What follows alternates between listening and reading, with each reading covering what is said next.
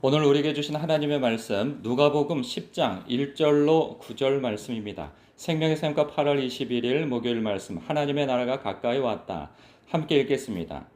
그 후에 주께서 따로 70인을 세우사 친히 가시려는 각 동네와 각 지역으로 둘씩 앞서 보내시며 이르시되 추수할 것은 많되 일꾼이 적으니 그러므로 추수하는 주인에게 청하여 추수할 일꾼들을 보내주소서 하라. 갈지어다 내가 너희를 보냄이 어린 양을 이리 가운데로 보냄과 같도다. 전대나 배낭이나 신발을 가지지 말며 길에서 아무에게도 문안하지 말며 어느 집에 들어가든지 먼저 말하되 이 집이 평안할지어다 하라. 만일 평안을 받을 사람이 거기 있으면 너희의 평안이 그에게 머물 것이요 그렇지 않으면 너희에게로 돌아오리라. 그 집에 유하며 주는 것을 먹고 마시라. 일꾼이 그 삭슬 받는 것이 마땅하니라.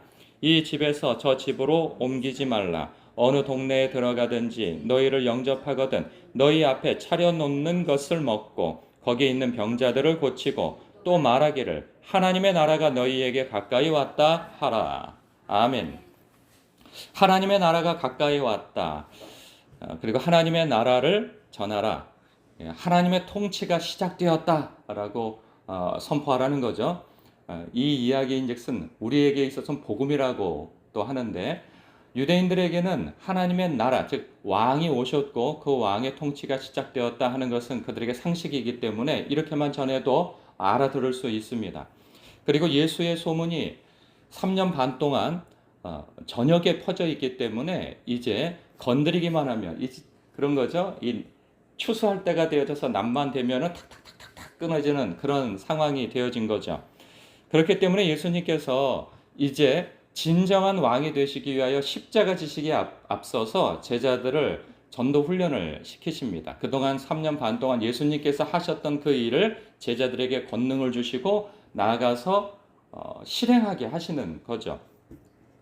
1절에 보면은 70인을 세웠다고 하는데 우리가 이제 여기서 볼 때 예수님의 제자는 12명만 있다고 생각했는데 그 이상으로 있었구나라는 것을 알게 되죠.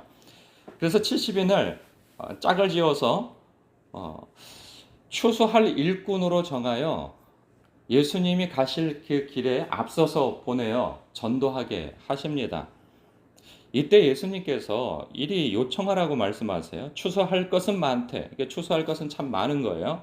그런데 추수하는 일꾼이 적어 청하여 추수할 일꾼들을 보내주소서 하라 이리 기도하라고 하죠. 이것은 오늘 우리에게도 동일하게 기도해야 할 제목이 되죠. 우리는 생각합니다. 요즘에는 오늘날은 전도하기가 힘들고 그리고 전도할 사람이 없습니다. 라고 생각할 수 있는데 그것은 이제 우리의 생각이고 이때에도 사실은 앞서 말씀드린 것처럼 모두에게 상식처럼 들려졌다 할지라도 예수님의 말씀이 이렇습니다. 내가 너희를 보냄이 어린 양을 이리 가운데로 보냄과 같도다. 그때에도 예수님의 제자를 보내는 것은 이리들에게, 즉 늑대들에게 어린 양을 보내는 것과 같이 쉽지 않은 일이라 하는 거죠. 그러니까 1세기 때 예수님이 함께 계셨어도 쉽지 않은 길이고 오늘날 또 역시 마찬가지로 복음을 전하는 것은 쉬운 적이 한 번도 없었다는 거죠. 그러니까 2000년 역사 동안에 복음이 전해지는 것은 결코 쉬운 적이 없었다는 거예요. 오늘날만 어려운 것이 아니고 1세기 때도 어려웠다는 것이죠. 그런데 주님께서는 목적을 두고 행하시는 바가 무엇이냐? 당신이 그동안 가난한 자에게 복음을 그래서 갇히고 눌리고 병들고 귀신 들리고 한 이들에게 그 은혜의 해를 선포하는 것을 행하시는 거였고 그것을 제자들에게 보게 하셨고 그 제자들이 이제는 행하게 하시는 것이 예수님의 뜻이고 목적이고 그것이 또한 역시 하나님의 뜻이고 목적이라는 거죠. 제2의 누가복음이라고 할 수 있는 사도행전 시작 부분을 보면 예수님께서 이제 승천하시기 직전에 제자들에게 명하시죠. 너희는 내 제자가 아니 나의 증인이 되라고. 오직 성령이 너희에게 임하시면 너희에게 권능이 임하고 그로 말미암아 예루살렘과 온 유대와 사마리아와 땅끝까지 이르러 나의 증인이 될 것이다 라고 말씀하세요. 우리에게 주신 말씀이죠. 이제 우리가 증인이 되어 살아야 한다는 것입니다. 그러면서 동일하게 추수할 일꾼을 보내주셔서 우리는 기도해야 합니다. 그러니까 나는 전도하지 않는데 추수한 일꾼을 보내달라라고 할 것이 아니고 주님께서는 너희들이 나가서 복음을 하나님 나라를 전파하는데 또한 전파를 해봐야 추수의 일꾼이 필요하다는 것을 알게 되어지는 거죠. 그렇지 않으면은 알 수가 없어요. 느낄 수도 없고 그래서 그것이 기도되어지지도 않는다 말이죠. 전하는 자가 그 일을 구할 수 있다는 거예요. 그것이 주님의 뜻이기도 하고요. 자주 인용해서 하는 내용이 있는데 5절에 어느 집에 들어가든지 먼저 말하되 이 집이 평안할지어다 하라. 만일 평안을 받을 사람이 거기 있으면 너희 평안이 그에게 머물 것이요 그렇지 않으면 너희에게 돌아오리라.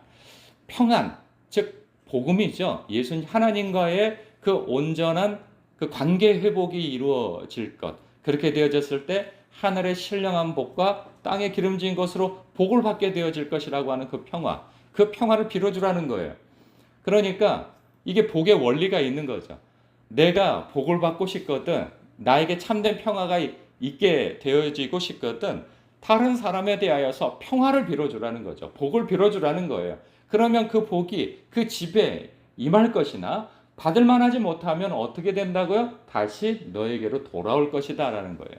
그러니 우리에게 지혜가 있다면 내가 복을 받고 싶고 내 삶에 참된 평화가 임하려면 주님께서의 그 복받는 원리, 다른 사람에게 복을 빌어주라는 거죠. 그리고 다른 사람에게 평화를 빌어주라 하는 거예요. 그랬을 때 너에게 참된 평화가 또한 임하게 되어질 것이다 라고 하는 말씀입니다.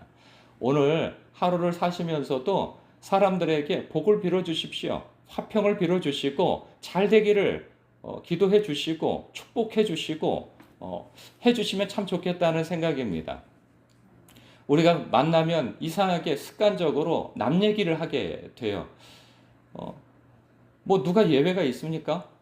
내가 누구 얘기를 하지 않게 된다는 것은 누구와 대화를 나누지 않기 때문에 그런 것이지, 대부분 보면 대화를 하게 되어지고 누군가 이야기를 나누게 되어지면 놀랍게도 다른 사람에 대해서 흠을 얘기하거나 이렇게 되어진단 말이죠. 그랬을 때 주님께서도 이리 말씀하시지 않았나요?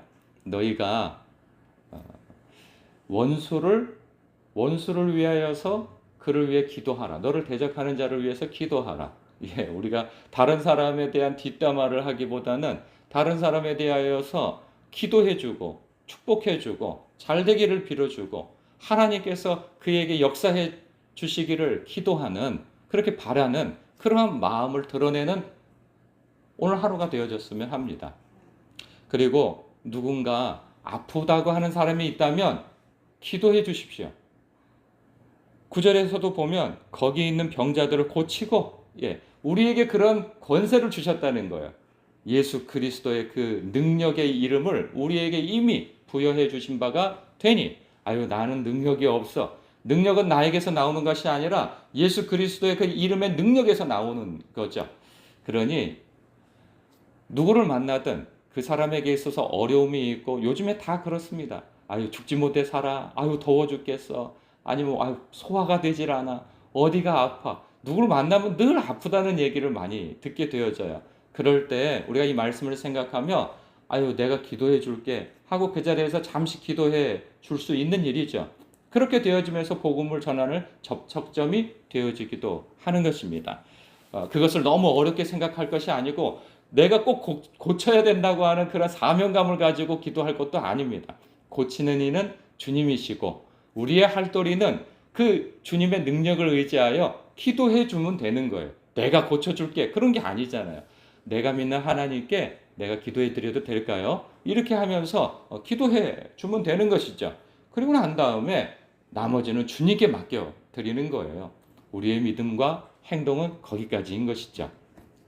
오늘도 형통의 통로요, 복의 통로요, 화평의 통로로서 오늘 하루를 살아가시는 저와 여러분 되시길 주님의 이름으로 축복합니다. 기도하겠습니다.